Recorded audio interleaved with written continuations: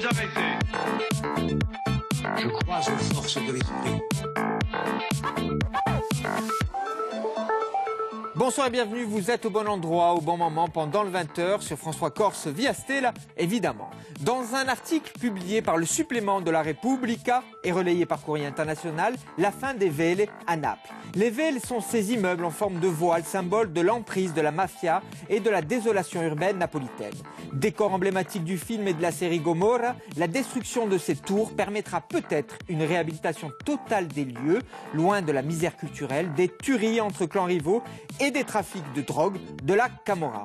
Quand la rénovation urbaine devient une arme de combat contre la mafia, c'est un article du supplément La Repubblica. Les titres de votre 20h. Brexit, Trump, Fillon, les sondeurs sont-ils définitivement hors jeu? Les regards de l'historien Paul Turquidorial et du sondeur Jérôme Paoli.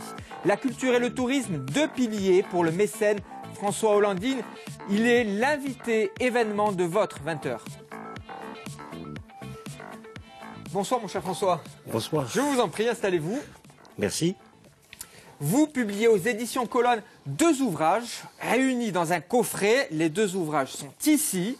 Voilà, qu'on voit bien, je les montre à la caméra de notre réalisateur. Deux ouvrages réunis dans le coffret, le tourisme, la Corse et la culture. Vous avez été l'objet de près de 240 articles en 40 ans. Ajoutant à cela les passages télé, radio, votre présence médiatique fut importante, elle l'est toujours, la preuve, vous êtes ici, en ma compagnie. Alors ces ouvrages proposent des perspectives sur les deux thèmes qui animent votre réflexion au quotidien, le développement de la culture et du tourisme.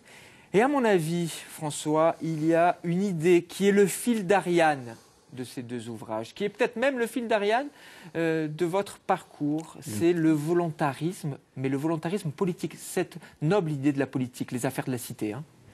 Eh bien, si vous prenez le tourisme, il faut la volonté politique qui cadre, il faut l'adhésion de la population à ce tourisme que les hommes politiques proposent, et il faut le dynamisme des professionnels. S'il n'y a pas la volonté politique, vous avez une adhésion molle, c'est la nôtre, et il y a un dynamisme des socio-professionnels qui se mue en corporatisme. C'est notre cas. Oui, mais quand je dis volontarisme politique, j'ai le sentiment, il y a le tourisme évidemment qui est le pilier, mais je le retrouve aussi dans la dimension plus culturelle, dans votre désir, dans votre façon d'être mécène aujourd'hui en Corse. Vous allez chercher, vous provoquez même les rencontres. Je le sais, on se connaît un petit peu avec ce que vous faites autour du Lazaret Hollandine, nous y reviendrons. Oui. Mais ce volontarisme, vous l'avez chevillé au corps. Hein. Le mien? Oui. Ah bien, écoutez, ce qui est... J'espère le vôtre, oui. Oui. J'imagine. Il y a un événement majeur dans ma vie et qui explique ce volontarisme, c'est la célébration du centenaire de l'entreprise de Landini, 1990. On revient sur les 100 ans de l'entreprise. Les 100 ans. Il n'y a qu'une mémoire, celle de mon père. Rien d'autre. La mémoire de mon père, la mémoire extraordinaire qui a donné lieu ensuite à un livre qu'on a fait ensemble avec le musée, mais que la mémoire. Et donc je me suis dit, à ce moment-là, 1990, de 93 à 98, je me suis dit, je vais illustrer cette histoire de l'entreprise sur les 100 ans qu'elle a vécu, je vais les illustrer par deux histoires parallèles, puisqu'elle n'a pas d'objet. Les cars, les camions, les voitures, les objets publicitaires, les brochures, tout ça, ça n'existe pratiquement pas. Eh bien, par deux histoires parallèles, l'histoire des affiches touristiques, 100 ans d'affiches touristiques, et l'histoire des tableaux sur la Corse, de peintres corses ou de peintres qui peignent la Corse. Et puis, je me retrouve donc en 98, je me retrouve avec 200 affiches touristiques, avec 110 tableaux de peintres sur la Corse. Qu'est-ce que je vais faire de ça? En 98, je viens d'avoir le Lazaret. Je vais les mettre dans les cellules du Lazaret? Oui, mais alors je fais de ce Lazaret un musée, à savoir un musée qui a des expositions permanentes. Non. L'occasion m'est donnée de donner les 200 affiches au musée de la Corse, de donner les 110 tableaux au Palais Fèche, et ça a été des dons d'instinct. Je ne les ai pas pensés. Ah, mais c'est ça, vous dites instinct d'ailleurs, c'est ça qui est intéressant dans les deux ouvrages, dans les articles que l'on peut redécouvrir sur ce volontarisme d'ailleurs, justement, c'est que vous jouez, vous provoquez les choses aussi à l'instinct. C'est vraiment frappant ça. Ah, écoutez, Philippe Costamagne ne me contredira pas. Conservateur du Palais Fèche. Le conservateur, on a une discussion entre vous et moi, entre lui et moi, et puis il me dit tout d'un coup, je vais rouvrir le musée Fèche, je vais le rouvrir et je vais y exposer en exposition permanente les peintres que nous avons de la Corse. À l'instant même où il me dit exposition permanente, à l'instant même, je lui dis, mes peintures sont les vôtres. 110 peintures qui sont données sur ce mot-là, exposition permanente. Même chose pour les affiches. C'est Paul-Antoine Luciani qui me dit « Mais tes affiches, il faut les mettre au musée. » Et là-bas, je suis accueilli par Jean-Marc Lodivez comme si j'étais un prince qui faisait un don extraordinaire. Je croyais ne donner rien. Il me dit « Mais vous me donnez tout. » Alors, Paul-Antoine Luciani, premier adjoint de l'ancienne mandature à la ville d'Ajaccio, et Olivez, qui était aussi conservateur du Palais Fèche avant Philippe Costamagne. Justement, et du musée de la Corse. Et du musée de la Corse, aujourd'hui, du musée de la Corse. Non, aujourd'hui, la Maison Bonaparte, pardon. Et du musée de la Corse auparavant. Vous faites bien de le mentionner, c'est important. Il y a quelque chose aussi qui transpire de ces ouvrages et de notre conversation, François. C'est cette idée de trace. La trace qu'il faut laisser. Je ne sais plus de qui. Dans les livres, dans le tome 2, il y a une phrase, je crois qu'elle est de Faulkner, disant vous ne le savez peut-être pas, mais l'homme est mortel. L'homme est mortel, et sa seule manière de s'immortaliser, c'est de laisser une trace. Mais 1000 manières de laisser des traces. La femme qui a son enfant, voilà une trace. Un artiste qui crée une œuvre, voilà une trace. Eh bien moi, ma trace, ça a été les sondages, les livres, les sondages publiés, les livres publiés, les objets collectionnés et donnés. Et maintenant, il me reste le Lazare et Landine, justement. Juste pour évoquer encore cette idée d'immortalité, c'est Jean-Jacques Colonna d'Istria qui le dit dans l'ouvrage. Oui, tous immortels. Point d'interrogation. Tous immortels, point d'interrogation, exactement. Il revient sur cette idée-là. Le Lazare Landine, vous l'avez ouvert au public. C'est un lieu central aujourd'hui de la vie culturelle en Corse, de la vie culturelle insulaire. Vous en avez fait un espace de débat, de réflexion, d'échange, autour de la philosophie aussi. Vous avez permis que des philosophes rencontrent des citoyens dans des conversations, dans des rencontres. Quel souhait pour l'avenir sur ce lieu unique en Corse? Un don, une vente, que voulez-vous, vous, François Hollandine? Philosophe, savant et musique, le jazz. Musique, oui, bien sûr. Surtout, Jazz Nayash, on est dans le top 10. On est top 10 mais la philosophie, il y a un côté, c'était pas gagné d'avance. Ben, Michel Serres m'a dit, des endroits comme le vôtre, il y en a 3 en France. 3. Il m'a dit lesquels, je ne sais plus. Que voulez-vous faire aujourd'hui de ce lieu? Donc, si je n'arrive à rien en faire, je le vends.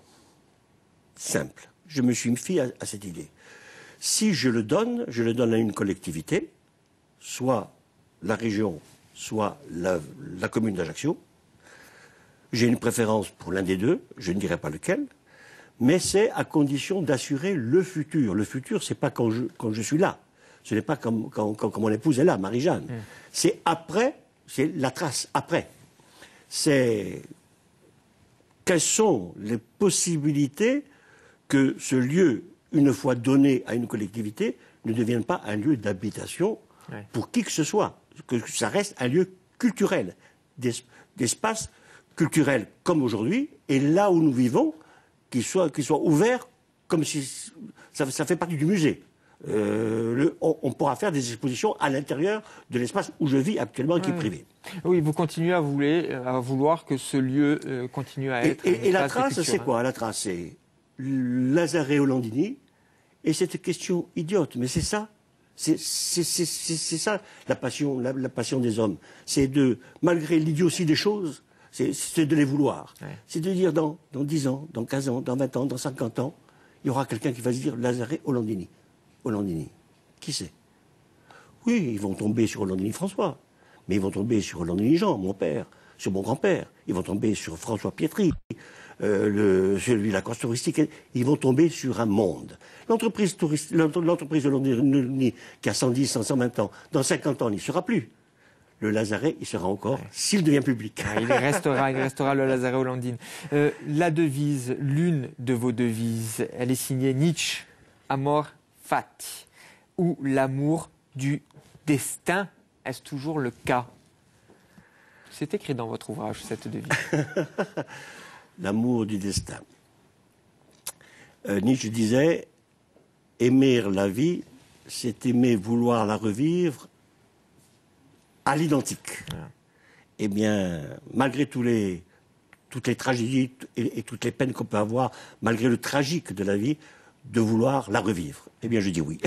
Amor Fat, la devise de Nietzsche, elle est l'une des devises de notre invité du soir, François Hollandine. François, c'est passé très vite, ce fut court. Ne bougez pas, je vais remontrer à la caméra ces deux ouvrages, Le tourisme et la Corse, La culture et la Corse, deux piliers pour François Hollandine, deux piliers qui ont animé également le Lazaret, lieu sublime. Il faut aller au Lazaret pour les rencontres de jazz, il faut aller au Lazaret pour voir les peintres, les philosophes, les sociologues, les savants, discuter et les expositions. Évidemment, discuter, bavarder avec l'auditoire, parce que c'est un vrai lieu de vie. Et on espère tous qu'il le restera, mon cher François. Édition Colonna. Édition Colonna, je l'ai dit, évidemment. Ah bon? Oui. 40 €. 40 €. Vous faites tout, vous êtes tout au monde. Merci François, à bientôt, merci beaucoup. Ils sont à la fois vilipendés et très utilisés par les médias et par les journalistes. Les sondages ne cessent de créer la polémique, vous le savez. Nous posons la question, les sondeurs sont-ils définitivement hors jeu? Et nous essayons d'apporter des éléments de réponse avec l'historien Paul Tourkidorian et évidemment le sondeur Jérôme Paoli.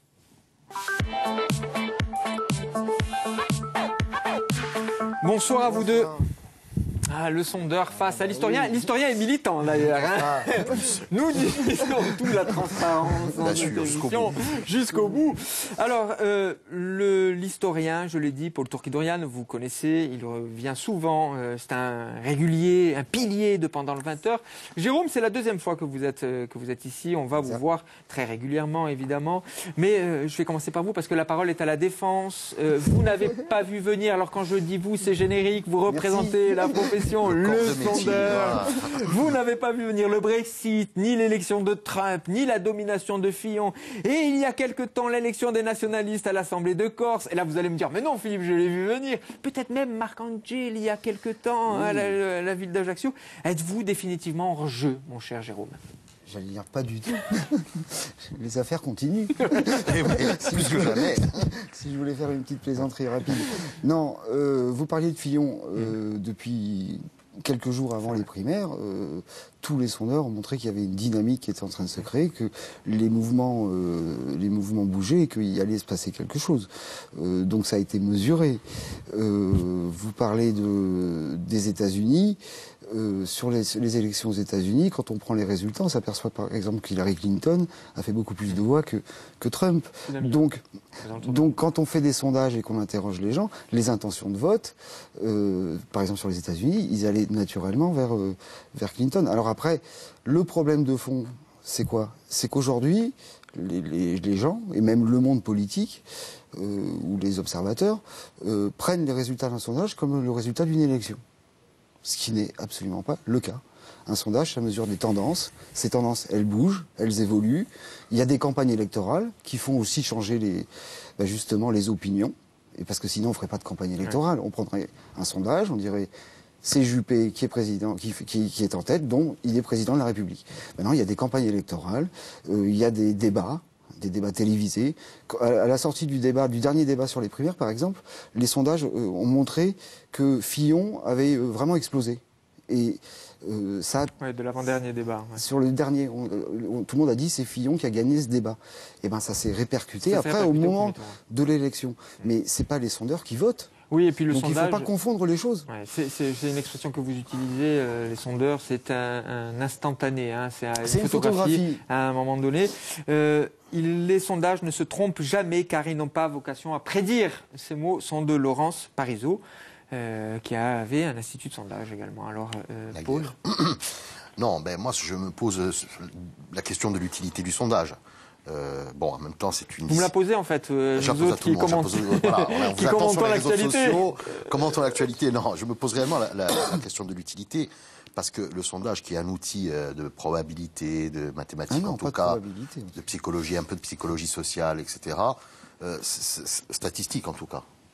C'est pas pareil, les probabilités et les statistiques. Voilà, non, mais hein. je reviens à ce que je disais. Sur les statistiques, moi j'ai l'impression que c'est surtout un outil à dire est-ce que le verre est à moitié plein, est-ce que le verre est à moitié vide. C'est-à-dire que selon où on se positionne, on peut faire dire aux chiffres, bon, c'est un lieu commun de le dire, mais on fait dire aux chiffres ce qu'ils veulent. Et j'ai l'impression que plus que de questionner l'opinion publique, et là aussi on pourrait approfondir parce que je pense pas qu'il y ait une opinion publique globale, il y a des opinions individuelles agrégées. Donc le sondage, c'est effectivement un instantané, mais qui sert celui qui l'utilise. C'est-à-dire que, voilà...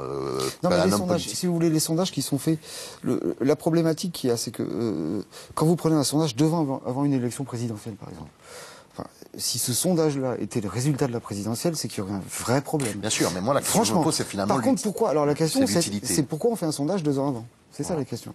Et pourquoi on en fait un an avant, 6 mois après? On le fait parce qu'on mesure l'évolution de l'opinion.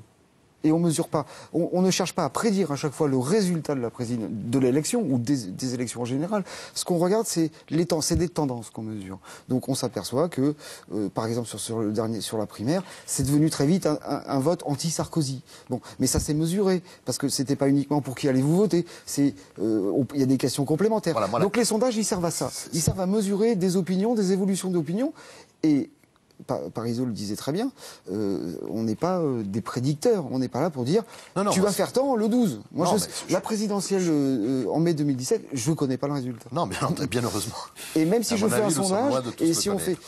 Mais justement, moi, ce que je pense plutôt, c'est que ça peut être évidemment, dans le meilleur des cas, un outil d'analyse politique, un outil de science politique. Mais c'est un outil d'analyse politique. Mais ce qu'on en a fait, ce que les instituts de sondage en ont fait, c'est de la quantophrénie. C'est-à-dire que on veut mesurer tout le temps pour donner une opinion, une tendance.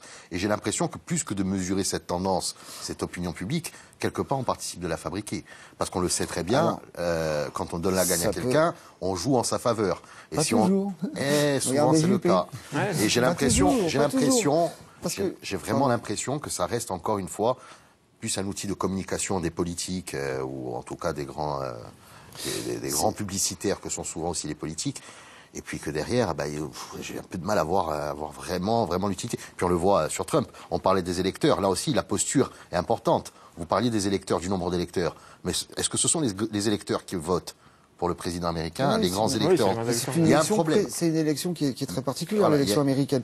Les sondeurs aux États-Unis ne travaillent pas de la même façon que les sondeurs en France. Alors, aussi. si on évoque Ça, il faut la le savoir. Corse, vous êtes à la tête d'un institut de sondage, vous travaillez beaucoup d'ailleurs avec notre chaîne, vous avez travaillé pour les précédentes élections, notamment pour les élections territoriales.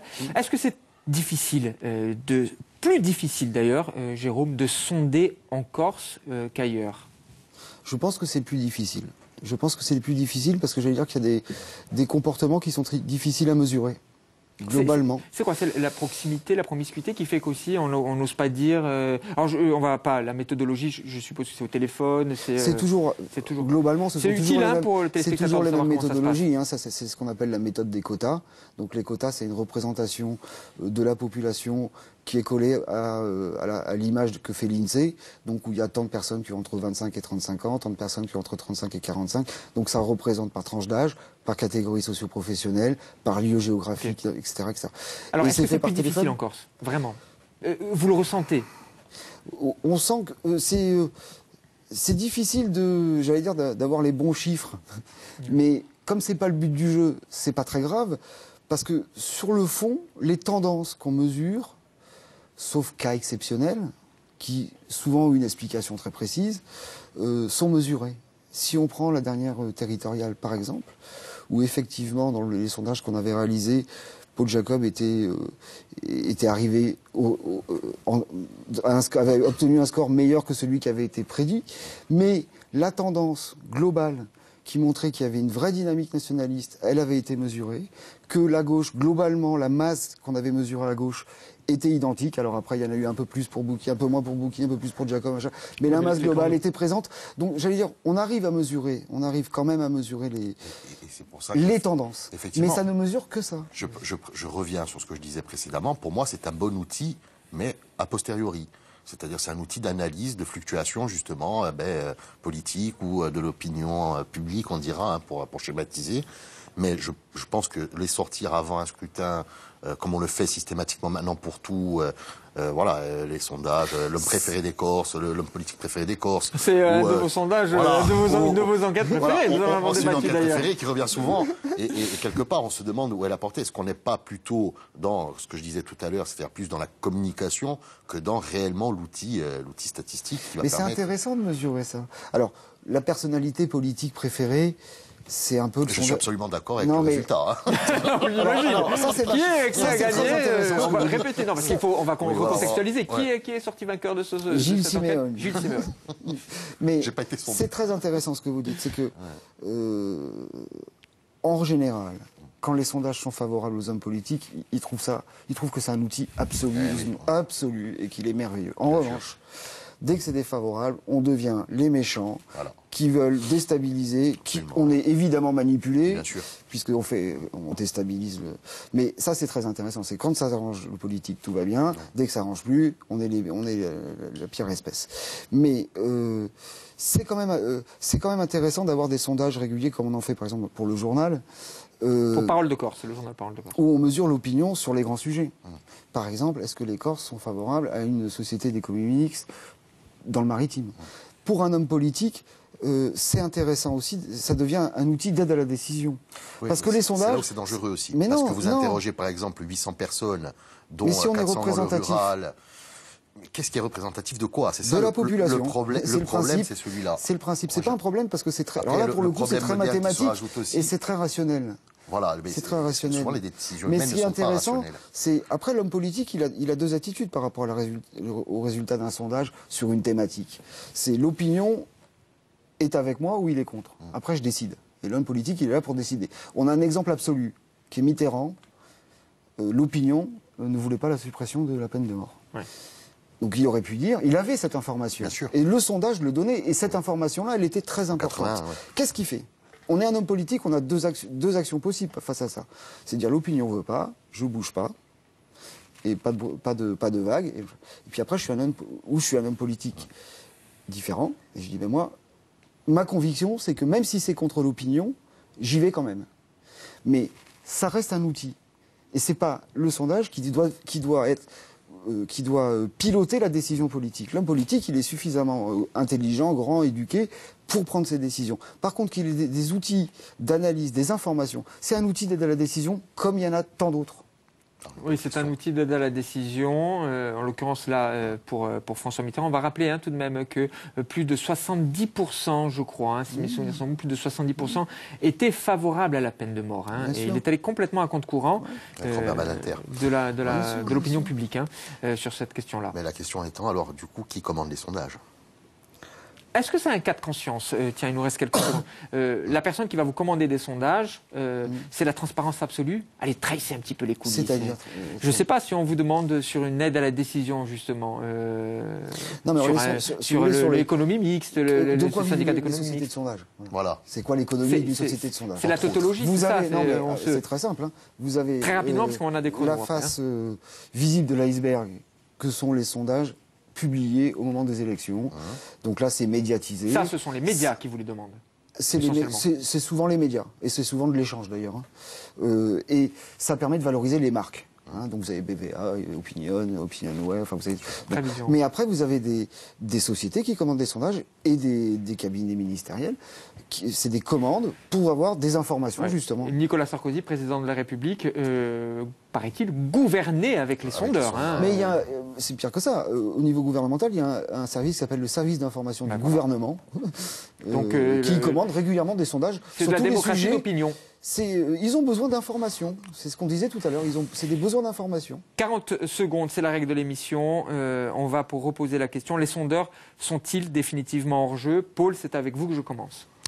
Ben, je pense que selon l'endroit où on se place pour aborder le sondage, effectivement, ils sont hors jeu parce que, on le disait très justement, ils ne sont pas là pour prédire l'avenir. Ils, à l'instant T, prennent une photographie X de quelque chose qui est en train de bouger.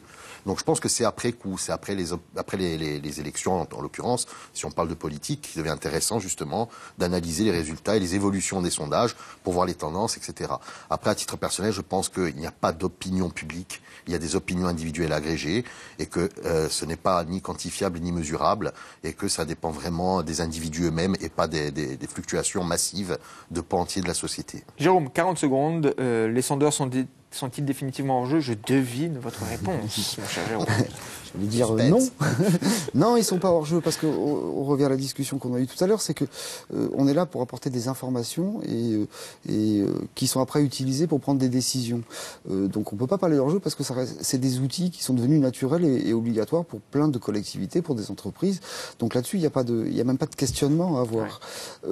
Après, vous disiez il n'existe pas d'opinion. Si, il existe des opinions. Et même on va aller plus loin, il existe même une opinion corse. Nous qui commençons à avoir fait pas mal de sondages en Corse, on s'aperçoit que les Corses, d'ailleurs c'est le slogan de la société qu'on a créée, c'est parce que les Corses ne pensent pas forcément comme les autres.